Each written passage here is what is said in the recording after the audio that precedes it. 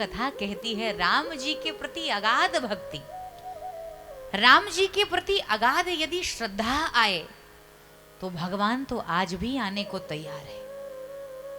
बुलाने वाला तो कोई हो, अपना बनाने वाला तो कोई हो।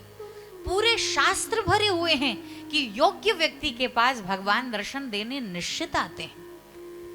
जिस समय सूरदास जी भी बैठ करके भगवत नाम लेते थे, लेते लेते भगवान गोविंद को याद करते करते एक दिन की घटना ऐसी है कि भगवान का नाम लेते लेते खूब रात हो गई। रात क्या, फिर ब्रह्मकाल हो गया, 4 बज गए।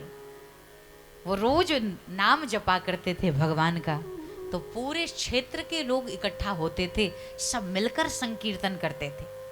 लेकिन एक दिन तो नाम जाप में इतना डूबे बाबा, इतना डूबे माताओं, कि कब रात से सुबह हो गया उन्हें पता ही नहीं चला।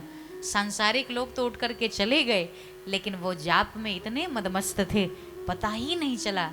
जब सुबह हो गई, सुबह के 3, साढ़े 3, 4 बजे, तो सूरदास जी को लगा कि अब अपनी कुटिया में लौट जाना चाहिए। काफी विलंब हो गया है, लोग चले गए हैं, अब जाना चाहिए। उठते हैं और उठ करके जैसे ही अपनी कुटिया की ओर, अपने आश्रम की ओर जाने लगे, कहते हैं बीच में कुआं था, और कुआं था, बाबा सूरदास जाते जाते उसी कुएं में गिर जाते हैं। और जैसे ही सूरदास उसी कुएं में गिर जाते हैं, अब रक्षा कौन करे। जैसे गिरे, बड़े कष्ट में हो गए, भगवान का स्मरण किया, भगवान को याद किया। इतने में कहते हैं कोई 5 वर्ष का बालक उस समय आया और आकर के कुएं के ऊपर से आवाज, अब कुआं कितना गहरा होता है, लेकिन ऊपर से आवाज लगाता है कि बाबूजी जरा अपनी हाथ तो देना, मैं हाथ पकड़कर तुमको बाहर निकाल दूं। कोई छोटा 5 साल का बच्चा। सूरदास ने हाथ दिया, गोविंद ने हाथ पकड़ा और पकड़ करके कुएं से बाहर निकाल दिया, उनकी रक्षा की। बाहर जब निकाल दिया, सूरदास ने कहा इस ब्रह्म काल में कोई सांसारिक बालक उठे, यह तो संभव नहीं है। बातचीत करते हुए छोटे बालक ने कहा चलो तुम्हारी कुटिया तक तुम्हें छोड़ आता हूं। और गोविंद भगवान लेकर सूरदास को उनकी कुटिया तक छोड़ने जा ही रहे थे कि सूरदास की बुद्धि में ये बात आई। सूरदास जी ने कहा ये कोई सांसारिक बालक नहीं हो सकते, ये तो स्वयं भगवान ही हैं। क्यों ना आज मैं भगवान को पकड़ लूं, क्योंकि ये तो हमेशा भागते ही रहते हैं, जल्दी भक्तों के पकड़ में नहीं आते। तो आज ऐसा करते हैं कि इनको हम पकड़ लेते हैं और भागने ही नहीं देंगे। अब देखो सूरदास की भुजाएं पकड़ करके भगवान लेके जा रहे हैं उनको कुटिया की ओर। अब और सूरदास के मन में ये बात आई कि झट से इनके इस लाठी को छोड़ करके झट से भगवान का हाथ पकड़ लूं ताकि कभी भाग न पाए।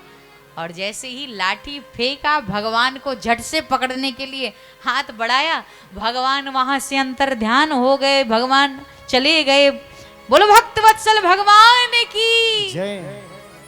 भगवान वहां से चल देते हैं, क्योंकि भगवान कहते हैं मन क्रम बचन छाड़ी चतुराई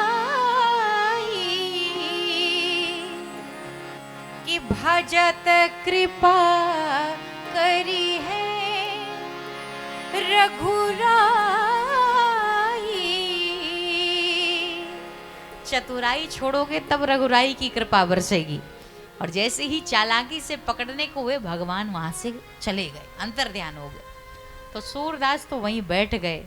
सूरदास जी ने रोते हुए कहा भगवान बाह छुड़ा के जात हो निर्बल जाने के मोही। मेरी भुजाओं को छुड़ाकर चले गए क्योंकि मैं असहाय हूं, मैं नेत्रहीन हूं, मैं अंधा हूं, मैं तुम्हें देख नहीं सकता, इसीलिए मेरी भुजाओं को छुड़ाकर मुझसे खेल किया, मुझसे दूर चले गए। बाह छुड़ा के जात हो निर्बल जानी के मोही, और हृदय छुड़ा कर जाओ तो मर्द बखानो, तो ही मेरे हृदय से निकल करके दिखाओ, तब मैं समझूं कि तुम अद्भुत हो। भगवान को सीधे चुनौती दे दी, मेरे हृदय से निकल करके तो दिखाओ। तो कहने का आशय याद तो करिए, कलिकाल में भी भगवान प्रकट हो जाते हैं, कलिकाल में भी भगवान चले आते हैं, कलिकाल में भी भगवान का प्राकट्य हो सकता है। लेकिन यदि अद्भुत भक्त होगा, सच्चा भक्त होगा, तो भगवान निश्चित उसके यहाँ आएंगे।